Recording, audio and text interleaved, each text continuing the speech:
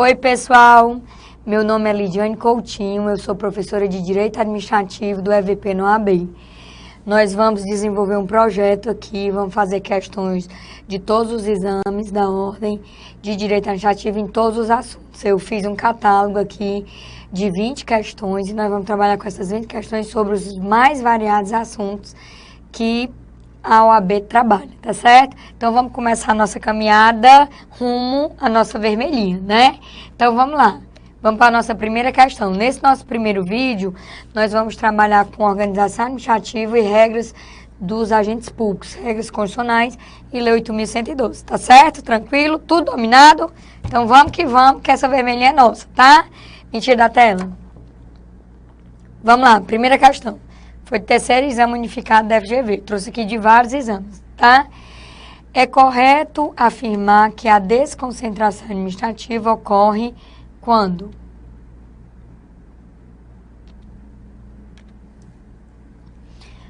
Um ente político A. Cria, mediante lei, órgãos internos em sua própria estrutura para organizar a gestão administrativa. B. Cria, por lei específica, uma nova pessoa jurídica de direito público para auxiliar a administração pública direta. C. Autoriza a criação por lei e por prazo indeterminado de uma nova pessoa jurídica de direito privado para auxiliar a administração pública. E D. Contrata, mediante concessão de serviço público, por prazo determinado, uma pessoa jurídica de direito público ou privado para desempenhar uma atividade típica da administração pública. Então, eu vou logo dar o gabarito, a gente vai discorrer sobre isso, tá? Item correto. Item A. Tia Lide, por que é item A? Aí nós vamos trabalhar agora dentro dessa ideia. Me coloque simultânea, Eduardo. Pronto? Preste atenção aqui, ó. Quando a gente estuda a ideia de organização administrativa, a gente estuda a ideia de centralização, de descentralização, de concentração e de desconcentração.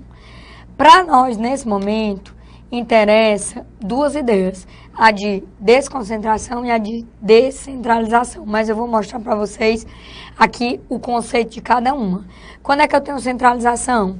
Ocorre quando o Estado executa suas tarefas diretamente por meio de órgãos e agentes integrantes da administração direta. Então, quando eu estou diante da centralização, a atividade, a execução da atividade da função administrativa é feita pela União, Estado, Distrito Federal, município, através de seus órgãos.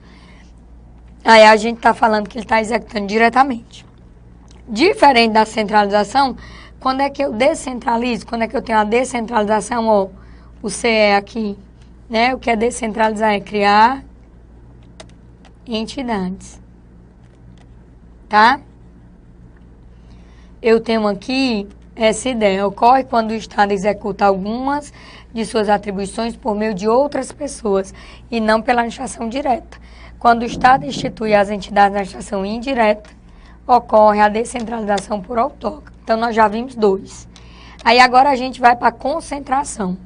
Ocorre quando uma determinada pessoa jurídica integrante da administração pública extingue órgãos antes de sua estrutura, reunindo em um número menor de unidades as respectivas competências. E, ao contrário, a desconcentração. Ó, aí eu tenho o CO aqui, ó, que é criar órgãos.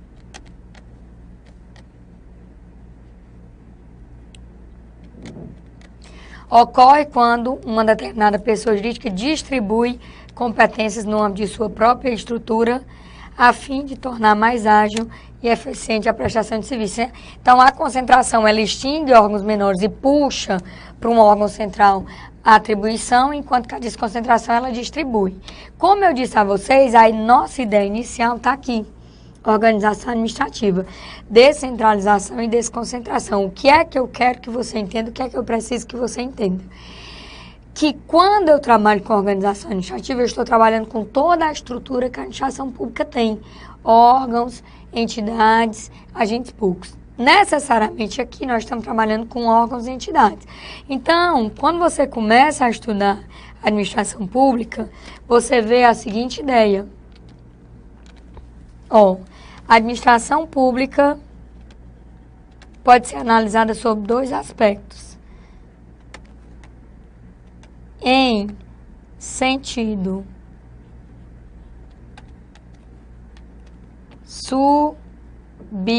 subjetivo, formal ou orgânico,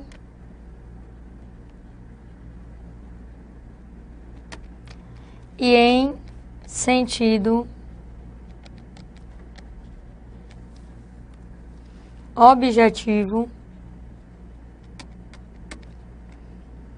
material ou funcional. O que é que eu preciso que você entenda aqui? Quando eu trabalho com o sentido subjetivo, formal, orgânico, eu estou analisando estrutura. Quando eu trabalho com o sentido objetivo, material, funcional, eu estou analisando a atividade. Então, toda vida que você pensar em sentido subjetivo, formal, orgânico, você tem que entender que é diferente da estrutura. Ou tem que entender que é diferente da atividade, porque aí é a estrutura. O que é que a gente estuda quando a gente analisa o sentido subjetivo, formal, orgânico? A gente analisa as entidades, aí você tem que entender, conforme o artigo 1º, parágrafo 2º, inciso 2 da Lei 9784, que toda entidade é pessoa jurídica. E nós temos dois tipos de entidades. As políticas, que aí corresponde à administração pública direta, União, Estado, Distrito Federal, Município, e as administrativas, que corresponde à administração indireta. Autarquia, fundação pública, sociedade de economia mista e empresa pública. Então, as entidades administrativas, elas só surgem quando uma das entidades políticas está prestando suporte na função de administrar. Então, o artigo 37, inciso 19 da Constituição é bem claro. Toda vida que a entidade política está prestando de ajuda na função de administrar, ele pode dar vida a uma entidade administrativa para lhe dar suporte nessa função. Aí vai haver uma divisão de trabalho, porque há uma transferência de competência. Mas as entidades, elas podem dividir trabalho de uma outra forma, distribuindo competência dentro do seu próprio corpo. Não necessariamente ela precisa dar vida a uma nova pessoa. E quando ela distribui competência dentro do seu próprio corpo, surgem os órgãos. Então, órgãos não são entidades. Eles correspondem a braços, pernas, mãos, dedos, dentro de um corpo, dentro da pessoa jurídica. E aí, a própria Lei 9784/99, que é a Lei de Processo Administrativo Federal, vai lhe dizer que existem órgãos tanto dentro das entidades políticas como das entidades administrativas. Artigo 1º, parágrafo 2º, inciso 1. E para fechar aqui a ideia, nós temos os agentes públicos, que são as pessoas físicas que vão desenvolver atribuições aqui dentro das entidades e nos órgãos, né? Então, toda a vida que você estuda a administração pública em sentido subjetivo, você está analisando essa estrutura aqui, entidades, órgãos e agentes públicos. A administração pública em sentido objetivo já é a própria atividade.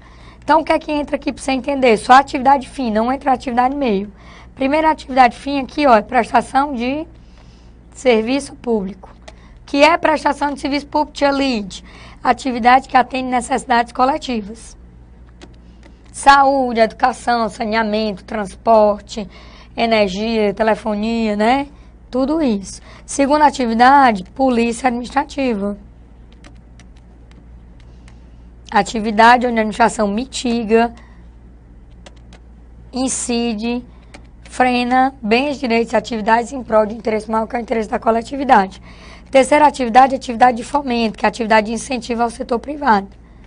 E quarta atividade, atividade de intervenção, que pode ser na propriedade,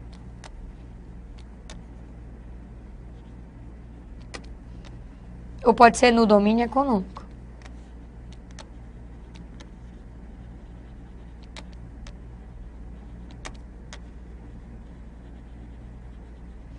Aí essa atividade do domínio econômico pode ser na forma direta, artigo 173 da Constituição, ou na forma indireta. Quando é na forma direta, que é o 173, aí o Estado vai explorar diretamente a atividade econômica. Ele só faz isso excepcionalmente, por uma questão de imperativo da segurança nacional relevante de interesse coletivo.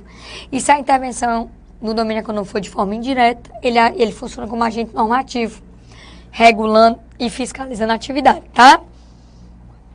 Então, voltando aqui para a nossa análise, analisando a administração pública em sentido subjetivo, onde nós encontramos as entidades e os órgãos, eu tenho que entender que essa estruturação, que nós chamamos de organização administrativa, ela acontece para dividir trabalho. E aí surgem os dois fenômenos. O fenômeno da descentralização, que é quando se cria entidades, e o fenômeno da desconcentração, que é quando se cria órgãos. Como é que funciona? Vou mostrar isso aqui para você. O ente político, União, Estado, Distrito Federal, Município, está precisando de ajuda na função de administrar. Então, autorizado pelo artigo 37, inciso 19 da Constituição, ele pode dar vida a um ente administrativo, para que esse ente administrativo venha lhe dar suporte na função de administrar.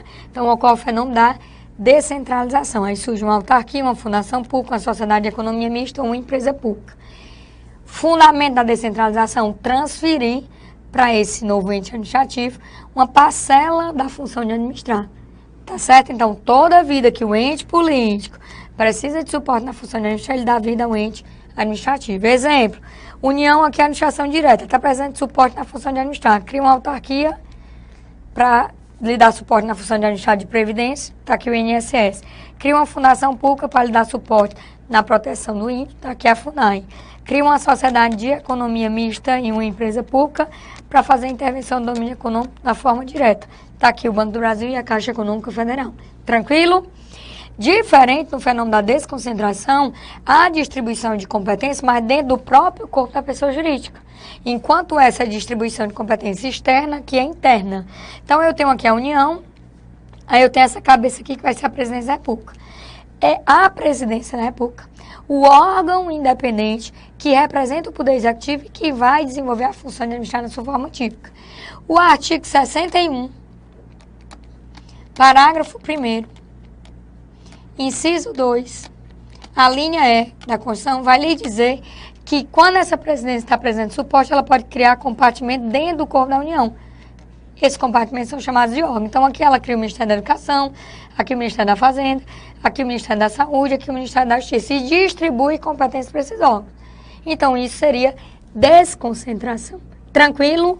Agora, vamos aqui analisar aqui, ó, o Poder Executivo, Presidente da República, criou o Ministério da Fazenda, a Receita Federal, setor de protocolo. Ele distribuiu competências dentro do próprio corpo da União. A concentração é o contrário.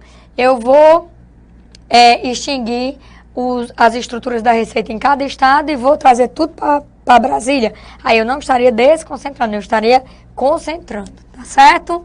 Então, a nossa questão diz assim, ó, preste atenção. É correto afirmar que a desconcentração, então você já matou a charada. Desconcentrar é criar órgãos, distribuir competência dentro do próprio corpo. Cria mediante lei, artigo 61, parágrafo 1º, inciso 2, a linha E da Constituição Federal, todo órgão tem que ser criado e extinto por lei. Órgãos internos em sua própria estrutura para organizar a gestão administrativa, correto. Cria por lei específica uma nova pessoa jurídica. Não, desconcentrar não é criar nova pessoa jurídica.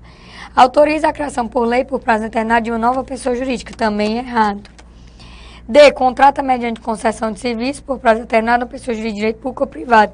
Não, está errado. Aqui não seria desconcentração, seria descentralização da prestação de serviço, que é uma outra análise, né? Aqui, então, o item correto, o item A. Tranquilo? Tudo dominado? Então, vamos para a nossa segunda questão. Ainda trabalhando com organização administrativa. Me tire da tela. Pronto. Então, a nossa segunda questão vem do 7º exame da ordem. Ele diz assim, ó. Quanto às pessoas jurídicas que compõem a administração indireta, assinale a afirmativa correta. A. As autarquias são pessoas jurídicas de direito público criadas por lei. B. As autarquias são pessoas jurídicas de direito privado autorizadas por lei.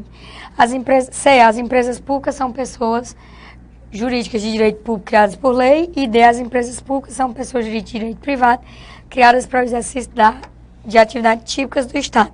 Então, de cara, a gente mata a nossa questão, ó. A. Fundamento da questão, artigo 37, inciso 19 da Constituição. E vamos ver aqui como é que isso aqui funciona. Preste atenção.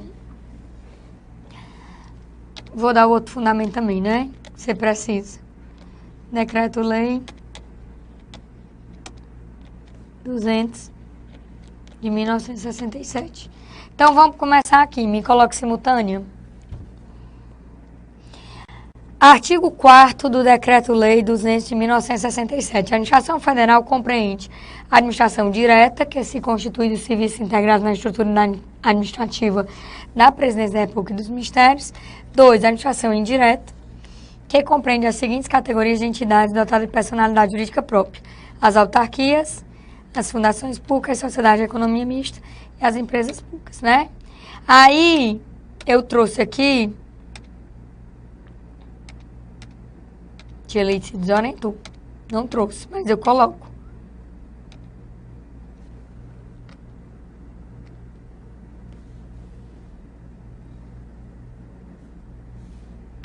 O artigo 30... Mentira da tela.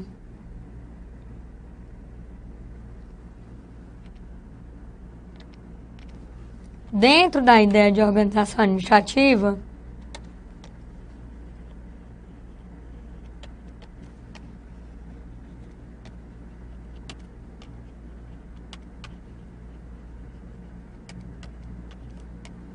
e dentro da ideia de organização administrativa do fenômeno da descentralização, vocês estão assistindo todos os professores do EVP, né? Se desoriente, não. Tenha fé, procure os melhores. E os melhores estão aqui, viu? São os professores do EVP que vão lhe ajudar nessa caminhada. Assista Malu Aragão, Arsênia Breckfeld, Fernando Castelo Branco, o professor Medeiros, Rogério Renzetti. Estamos falando aqui de vários professores do EVP, né? Então, ó, preste atenção. Dentro dessa ideia aqui, você já sabe que descentralizar é criar entidades. Criar entidades no sentido de instituir. Só para você se bisurar aqui, tá? E aí, ó, essa ideia traz aqui a ideia da administração indireta. Toda vida que um ente político está precisando de suporte na função de administrar, ele dá vida a um ente administrativo para transferir uma parcela aí da sua capacidade de auto-administração, né? Então, dentro da administração indireta, quem surge aqui para você? Autarquia,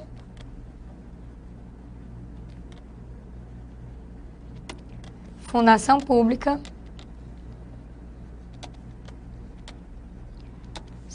que pode ser de direito público ou pode ser de direito privado, segundo o entendimento do Supremo, né? Sociedade de economia mista e empresa pública. Pronto. O que é que você tem que entender aqui? Artigo 37, inciso 19.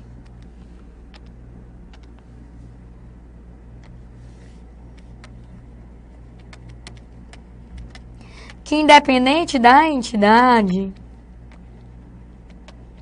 todas elas carecem de lei ordinária específica. Lei ordinária específica. Algumas precisam de lei ordinária específica para serem criadas. Outras para serem autorizadas. Então, eu vou ter lei ordinária específica para criar e vou ter lei ordinária específica para autorizar. Aqui, quem é que vai precisar de lei ordinária específica para ser criada? As autarquias e as fundações públicas com personalidade de direito público. Então, elas são criadas por lei. A própria lei da personalidade. Então, aqui é a própria lei que dá personalidade jurídica de direito público. É a própria lei que torna essas pessoas sujeitos capazes de contrair direitos e obrigações, né? Tá certo? Quem são as autorizadas? As fundações públicas de direito privado,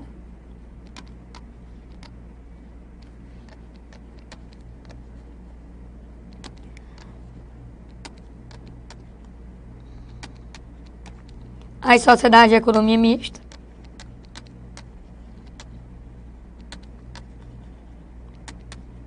e as empresas públicas. Então, essas precisam de lei ordinária específica para serem autorizadas.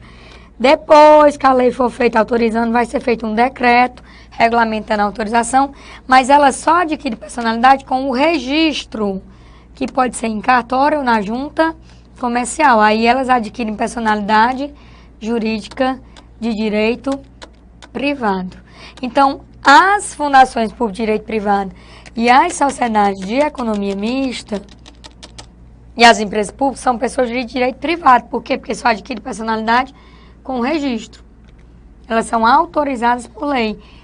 E as autarquias e fundações públicas de direito público adquirem personalidade com a lei. Então, elas são pessoas de direito privado. Tranquilo? Aí, voltando aqui para a questão. Me jogue simultâneo. Pronto? Ele diz, as autarquias são pessoas de direito público? Sim. Criadas por lei? Sim. Artigo 37, inciso 19 e o artigo 5º do Decreto-Lei 267. B. As autarquias são pessoas de direito privado? Não. Autorizadas por lei? Não. Criadas por lei. C. As empresas públicas são pessoas de direito público? Não. Criadas por lei? Não. Autorizadas por lei. E D. As empresas públicas são pessoas de direito privado? Sim. Criadas para o exercício de atividades típicas? Não.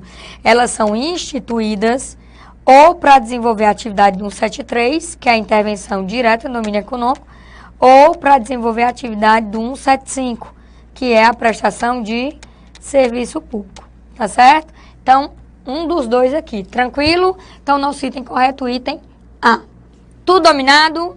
Estamos cada vez mais perto da sua vermelhinha. Vamos para a terceira questão. Ainda de organização administrativa. Mentira da tela. Pronto. Terceira questão. Tirou da tela?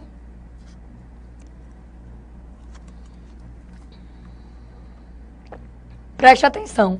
4 municípios celebram um consórcio público para desenvolver um projeto comum para o tratamento industrial de lixo coletado em suas respectivas áreas, criando uma pessoa jurídica para gerenciar as atividades do consórcio. À luz da legislação aplicável, eu quero que você abra de cara a lei número 11.107 de 2005. Assinale a alternativa correta. A. Como se trata de atividade tipicamente estatal, essa pessoa jurídica administrativa deverá ser obrigatoriamente uma autarquia criada por lei oriunda do maior município celebrante do pacto. B. O ordenamento jurídico brasileiro admite, no caso, tanto a criação de uma pessoa de direito público, a chamada associação pública, quanto a direito privado. C. O ordenamento jurídico brasileiro não admite a criação de uma entidade desse tipo, pois as pessoas jurídicas integrantes da administração indireta são apenas as indicadas no artigo 5º do Decreto-Lei 267. E D. A pessoa jurídica oriunda de consórcio público não poderá ser, em hipótese alguma, pessoa de direito privado, pois isso não é admitido pela legislação aplicável. Então, vamos de cara, ó, e dar o gabarito da questão. O gabarito da questão, letra B de bola. E aqui você tem como fundamento o artigo 2º e o artigo 6º da lei número 11.107/2005. Agora, vamos entender quem é esse consórcio público. Primeira coisa que você tem que saber aqui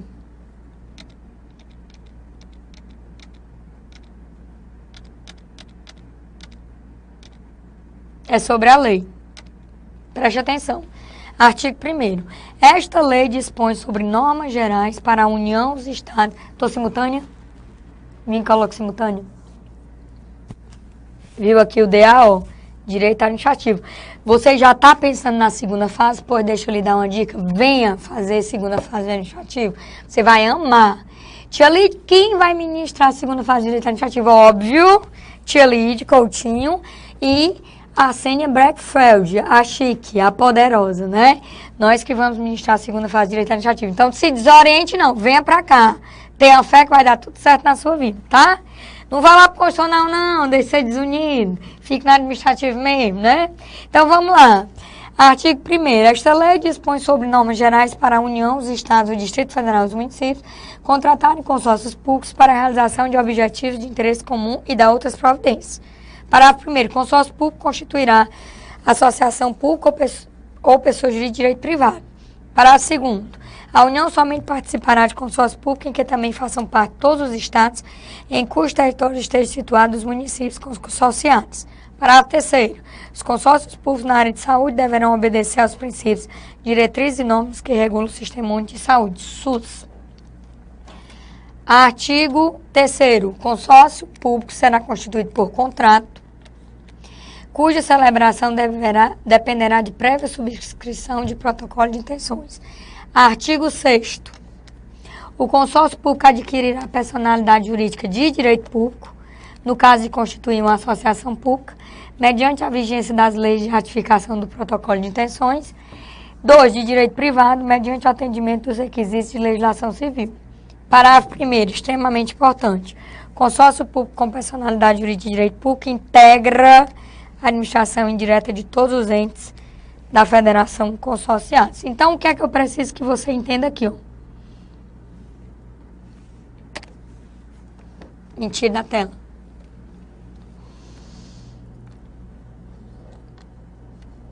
Todos os entes políticos, e aí quando eu falo de todos os entes políticos, eu estou falando de quem? Eu estou falando de União, Estado, Distrito Federal e municípios. Podem fazer consórcio público. Podem instituir um consórcio público. Esse consórcio público, ele é instituído para desenvolver uma atividade que seja comum às 3 esferas. Então, aqui tem que ser um serviço comum. Não pode ser, por exemplo, uma obra. Não, tem que ser um serviço comum às 3 esferas. Então, o que é que a lei vai lhe dizer? Que a União pode fazer consórcio com os estados, com o Distrito Federal ou com os municípios. Mas se for fazer com os municípios, tem que chamar o estado onde esse município se encontra. Os estados podem fazer consórcio com a União, com outros estados, com o Distrito Federal e com os municípios. E os municípios podem fazer consórcio com outros municípios, com os estados, com o Distrito Federal e com a União. Mas se for fazer consórcio com a União, tem que chamar o estado onde ele se encontra. Esse consórcio público, óbvio, é uma pessoa jurídica. Deixa eu ajeitar aqui, para não se desorientar. Inverter a linha de raciocínio. Os entes podem criar uma nova pessoa jurídica, que ele vai chamar de consórcio público. Aí esse consórcio público, ele pode ter personalidade de direito público, ou ele pode ter personalidade de direito privado. Se ele tiver personalidade de direito público, ele tem que ser criado na forma de associação pública. E o mais importante aqui para você entender, ele vai fazer parte da administração indireta de todos os entes envolvidos. Então, se a União, o Estado do Ceará e o município de Fortaleza criam um consórcio público, com personalidade de direito público, esse consórcio público, ele vai ser multifederado. Ele vai ser da administração indireta. Tô simultânea, né? Ele vai ser depois me coloco simultâneo. Ele vai ser da administração indireta da União, do Estado do Ceará e do município de Fortaleza. Se ele for de direito privado, ele não faz parte da administração indireta segundo a doutrina majoritária. Ele vai ser uma pessoa mantida e controlada pelo poder público, mas sem fazer parte da administração indireta, tá bom? Como é que esse povo faz esse consórcio público? Através de um ajuste, através de um acordo. Esse ajuste, esse acordo, ele tem que ter um documento formalizando, e esse documento se chama protocolo de intenções. Esse protocolo de intenções, para produzir efeitos, que vai ser o ajuste, o acordo, ele precisa de autorização legislativa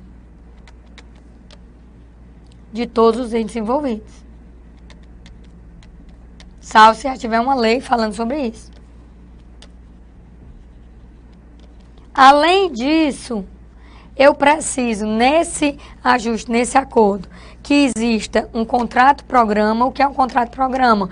É o documento, aqui junto, tudo junto, que fala dos direitos e das obrigações de cada ente envolvido, o objetivo do consórcio, prazo de duração, tudo. E eu preciso do contrato de rateio, que diz respeito ao recurso financeiro repassado por cada ente. Então, aqui é uma visão geral do consórcio público, tá? Exemplo de consórcio público aqui no Ceará, que fica mais fácil aqui de visualizar, as policlínicas do governo. São exemplos, claro, mas tem muitos consórcios públicos aí, tá? O governo do estado do Ceará, ele foi em cada região do estado, convidou um grupo de municípios e foi fazendo policlínicas, que são associações públicas para trabalhar na área de saúde. Então, ele fez isso na forma de consórcio público, tá certo? Então, aqui eu tenho tudo que eu montei lá, eu coloquei aqui, ó. Finalidade, personalidade jurídica. Aí aqui o protocolo de intenções, para você entender. O contrato de programa e o contrato de rateio. Tudo do jeito que eu expliquei. Então, voltando para a questão, o que é que a gente tem aqui? Ele diz que 4 municípios celebraram o consórcio público para desenvolvimento de um projeto comum de tratamento industrial de lixo coletado, porque é matéria comum, criando uma pessoa jurídica para gerenciar o consórcio. À luz da legislação, que você já sabe qual é, assinar a alternativa correta. Como se trata de atividade tipicamente estatal, essa pessoa jurídica será obrigatoriamente uma autarquia. Não, lembre-se que o consórcio pode ter personalidade de direito público ou personalidade de direito privado. Se ele tiver personalidade de direito público, ele tem que ser criado na forma de associação pública, que será uma espécie de autarquia, tá bom? Então, aqui está errado. B, o ordenamento jurídico admite, no caso, tanto a criação de pessoas de direito público quanto de direito privado. Corretíssimo. D, o ordenamento jurídico brasileiro não admite a criação de entidade desse tipo. Admite. Lei número 11.107/2005, né? E D, a pessoa jurídica oriunda de consórcio público não poderá ser, em hipótese nenhuma, pessoa jurídica de direito privado. Pode sim. Pode ser de direito público ou de direito privado. Então, nosso item correto, item B. Ai, tia Lídia, chegou esmurecido. Se desoriente, não, tenha fé. Então, ó, a gente deu uma passeada rápida aqui sobre a organização administrativa e agora a gente vai trabalhar com agentes públicos, tá certo?